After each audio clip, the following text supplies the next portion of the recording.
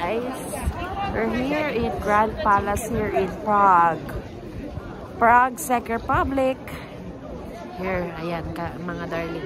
Ito yung Grand Palace. Ito yung church nila inside the Grand Palace. Ayan. See?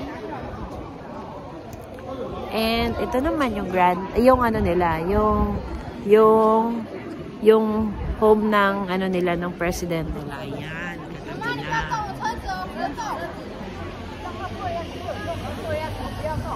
Diyan nakatira yung president. Eh, diyan pala yung office of the president. Baga sa atin yung Malacanang. Ayan. Diba, ang daming tao.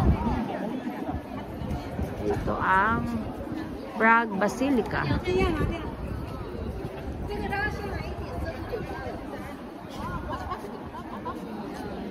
Okay. Today is, anong date ba kayo? November 22 of 2023. Bye!